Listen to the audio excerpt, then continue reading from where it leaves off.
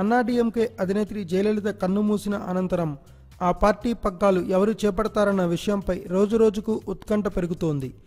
జయ మరణానంతరం ఆర్థిక మంత్రి పన్నీర్ సెల్వంను కేంద్ర ప్రభుత్వం ఆగమేఘాల మీద సీఎం చేసేసింది. పన్నీర్ కుదురుకుంటున్న టైంలో ఇప్పుడిప్పుడే అన్నాడీఎంకేలో లుకలుకలు ఒక్కసారిగా తెరమీదకు వస్తున్నాయి. అమ్మ నచ్చలి శశికళ సీఎం అయ్యేందుకు తెరవెనుక తన వంతుగా పావులు కదుపుతోంది. ఆమె వ్యతిరేక వర్గం మాత్రం ఆమెకు యాంటీగా పావులు కదుపుతోంది. ఈ నెల 29న జరిగే పార్టీ సర్వసభ్య సమావేశానికి కేవలం శశికళ మద్దతుదారులకు మాత్రమే ఆహ్వానాలు పంపుతున్నారు. దీనిపై ఆమె వ్యతిరేక వర్గం మండిపడుతోంది. ఆమెకు చట్టపరంగా చెక్ చెప్పేందుకు రెడీ అవుతోంది. పార్టీలో ప్రాథమిక సభ్యత్వమే లేని శశికళను ప్రధాన కార్యదర్శిగా ఎలా ఎన్నుకుంటారని శశికళ వ్యతిరేక వర్గం ప్రశ్నిస్తోంది. అన్నాడీఎంకే నిబంధనల ప్రకారం ఒక సభ్యుడిపై క్రమశిక్షణ చర్యలు తీసుకుంటే అతడు 5 ఏళ్ల పాటు ఏ ఎన్నికల్లోనూ పోటీ చేసేందుకు వీలులేదు. 2011లో శశికళను పార్టీ ప్రాథమిక సభ్యత్వం నుంచి తొలగించారు. ఇప్పటికీ ఆమెకు ప్రాథమిక సభ్యత్వ కార్డును జారీ చేయలేదు.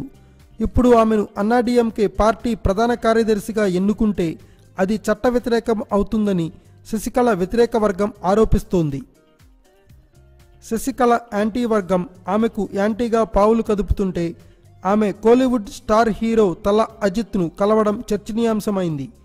పార్టీ ప్రధాన కార్యదర్శి పగ్గాలు చేపట్టే విషయంలో అజిత్ మద్దతు కూడగట్టుకునేందుకే ఈ భేటీ జరిగి ఉండవచ్చని సమాచారం. ఇక ఓవైపు పార్టీలో కొందరితో పాటు ప్రధానమంత్రి మోడీ అండతో సీఎంగా కుదురుకునేందుకు పన్నీర్ సెల్వం ట్రై చేస్తుండడం, మరోవైపు శశికళ తన వంతు ప్రయత్నాలు చేస్తుండగా ఇప్పుడు తమిళనాడు సీఎంగా ముచ్చటగా మూడో పేరు తెరమీదకు వచ్చింది.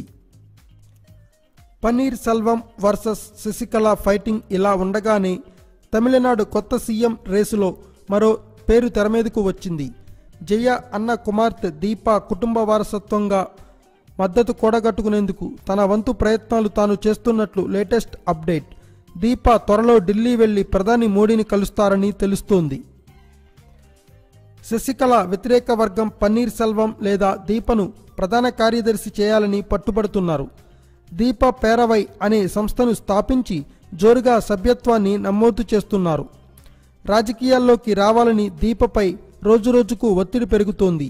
ఈ క్రమంలోనే ఈమె వీలుంటే తొందరలోనే లేదా ఫ్యూచర్లో అన్నాడీఎంకే పగ్గాలు చేపట్టేందుకు సమాయత్తమవుతున్నారు. భవిష్యత్ సీఎంగా కూడా తెరమీదకు వచ్చారు. ఈ క్రమంలోనే ఆమె మోడీ మద్దతు కోసం విశ్వ ప్రయత్నాలు చేస్తున్నట్లు తెలుస్తోంది. Thanks for watching. Please subscribe our channel.